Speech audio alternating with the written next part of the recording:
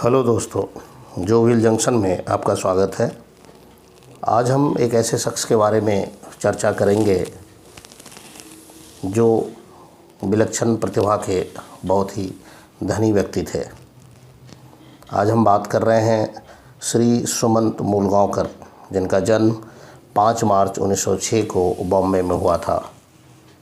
उन्होंने बीएससी की degree college of engineers Pune से और इंजीनियरिंग की डिग्री इंपीरियल कॉलेज लंदन से पूरी की थी।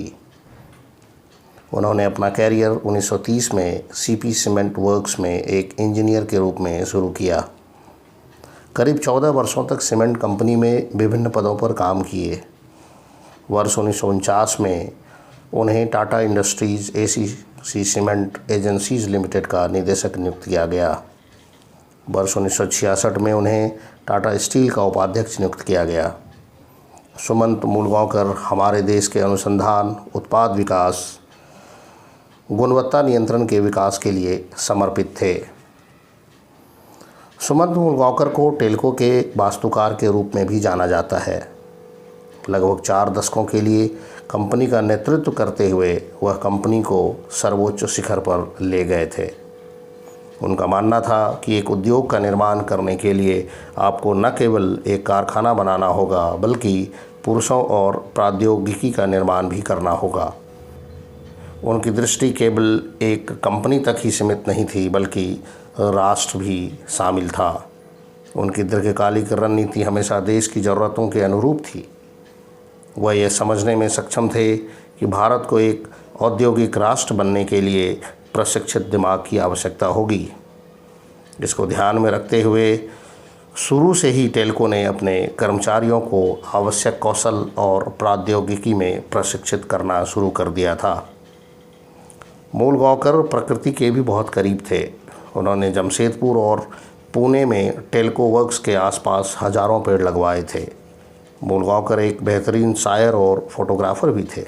भारत में उत्पादन इंजीनियरिंग में उनके बहुमूल्य योगदान के लिए इंस्टीट्यूट ऑफ प्रोडक्शन इंजीनियर्स ने उन्हें सन 1967 में सर वाल्टर पक्के पुरस्कार से भी सम्मानित किया। सन 1990 में उन्हें भारत सरकार की ओर से 3rd highest civilian award Padma Bhushan से भी नवाजा गया। टाटा में कार्य के दौरान उनकी एक विशिष्ट आदत थी कि लंच के दौरान वो एग्जीक्यूटिव के बीच बैठ कर के लंच नहीं किया करते थे। सुमंत मूलगांवकर लंच के समय अक्सर बाहर चले जाते और लंच ब्रेक ख़त्म होते ही वापस दफ्तर आ जाते थे। लोगों में ऐसी धारणा थी कि वो लंच किसी बड़े 5 स्टार होटल में टाटा के किसी डीलर्स के साथ करते हैं। एक दिन कुछ एग्जीक्यूटिव लंच के दौरान उनके पीछे लग गए। उनका पीछा करते हुए उनके साथ साथ चलने लगे।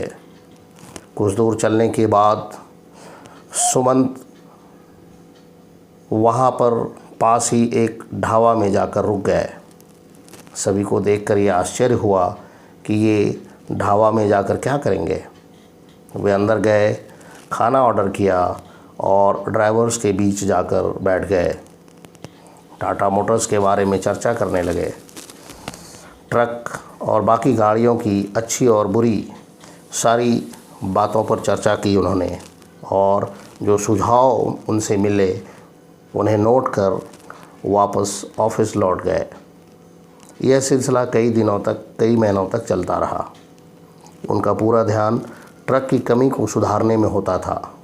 टाटा कंपनी की गाड़ियों में लगातार सुधार हो और ड्राइवर द्वारा दिए गए सुझाव को इम्प्लीमेंट करके गाड़ी में हमेशा सुधार करते रहते थे।